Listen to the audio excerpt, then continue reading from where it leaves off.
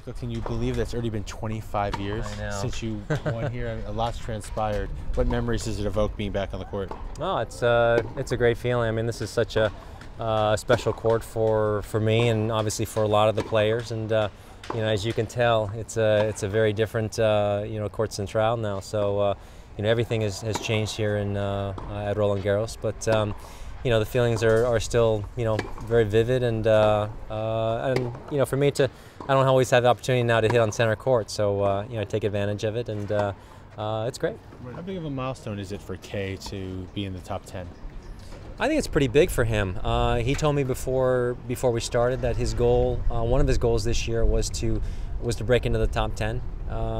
You know, I don't think he probably realized that, you know, that it could happen this quickly. But you know, I mean, I was looking at his you know, results last year, and he's had some good results, but they weren't really that consistent throughout the, you know, the course of the 12 months. So, you know, for me, you know, I felt like, hey, I think this is very doable. And you know, he's working really hard, and you know, Dante and I have been working, you know, great together on trying to get, you know, Kei's game to where we want it to be. He still has a lot of things to work on, which is, you know, the exciting part of it. And you know, I think he's certainly gained a lot of confidence from it. You know, his confidence level has changed, you know, since the beginning of the year, and you know, that obviously, you know, as you well know, it sometimes can make a difference between going out there and believing you can win versus you know, thinking, hey, I don't know if I can win. So, and that's a huge difference, especially out on the big stage.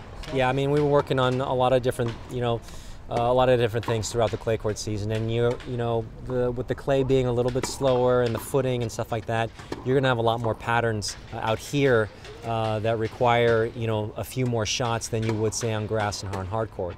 I mean, you know, a lot of the mentality on some of the faster services is the pattern is, hey, if you can crank one for a winner, just go and do it. It's one shot pattern, and that's it.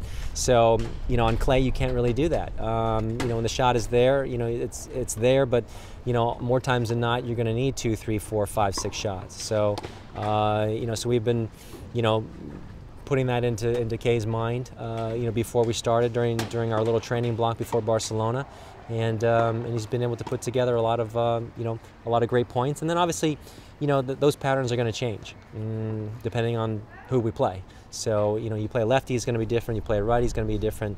You know, strengths, weaknesses, all of those come into play.